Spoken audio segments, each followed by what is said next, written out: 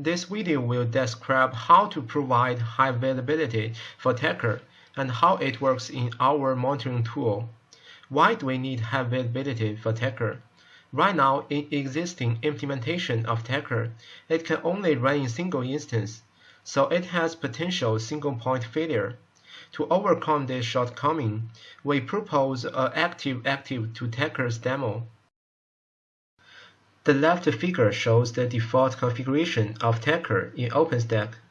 The client always needs to first arrive at Keystone to acquire the authentication token, and then use this token to access Tacker service.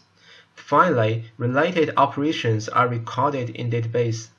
The right figure explains how to extend the original model to support high availability by using active configuration.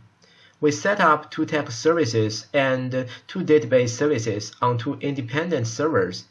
Behind the Keystone, we use HA proxy as a load balancer to distribute incoming requests to two Tacker servers. The default load balancing policy is round-robin. At the same time, two databases are using master-master replication. In order to check how Tacker works with high availability support, we need to first introduce our monitoring tool. Let's see the monitoring tool, which is actually a web page. On this web page, we could check the running state of two Tacker servers. On the top half of this page is a chart that shows the number of requests received by each Tacker server. The horizontal axis represents the timeline, while the vertical axis represents the number of requests per second. The blue line represents server 1, and the red line represents server 2. By default, this chart is refreshed every 2 seconds. Right now in the chart, it displays the most recent 50 time points.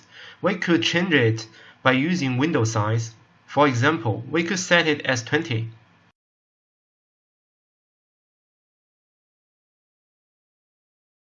We can also set it as 100, just according to our requirement.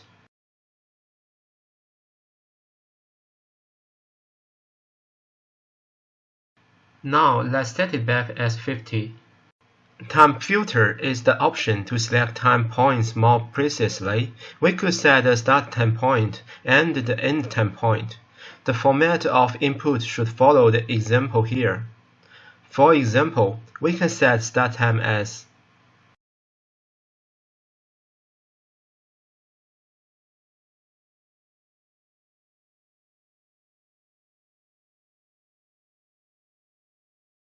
and set end time as. Then apply the filter. Now the chart only displays the points in the range of our filter.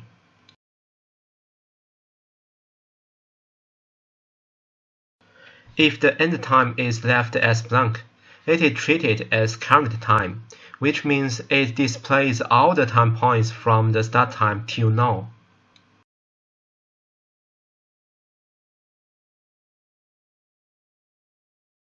If the start time is left as blank, it is treated as from the very beginning.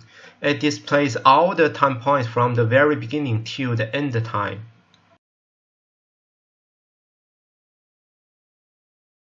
We can use clear button to cancel the filter. The chart returns to default state.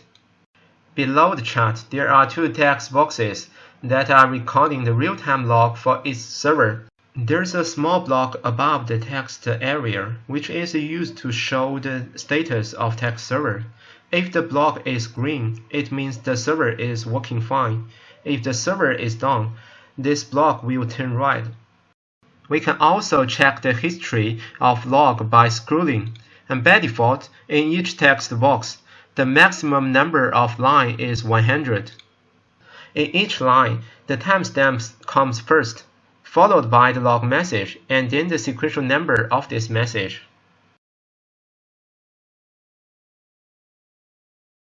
Now we can check how high availability Tacker works. Now let's see what happens when one Tacker server is down. At first, Both two servers are working fine. We can see that the requests received by each server are close to each other, and some points are overlapped, because we are using round robin as default policy of load balancing.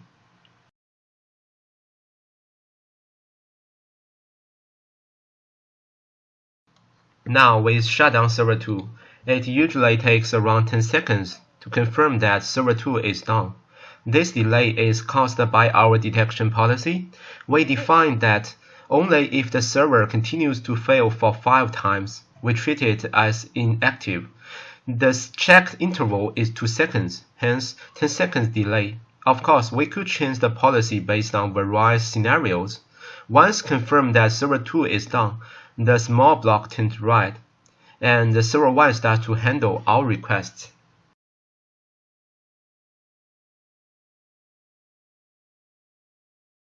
From the log of server 1, we can also see that server 2 is inactive, and right now the number of active servers is only 1. From the log of server 2, it stops updating since it's already done.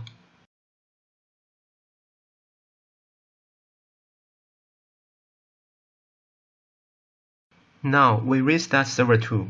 It will take 6 seconds for load balancer to detect it. We can see that the small block turns green, which means server 2 is back. The requests are redistributed to 2 servers again. In the log of server 1, the number of active servers is 2, and the log of server 2 starts to update again.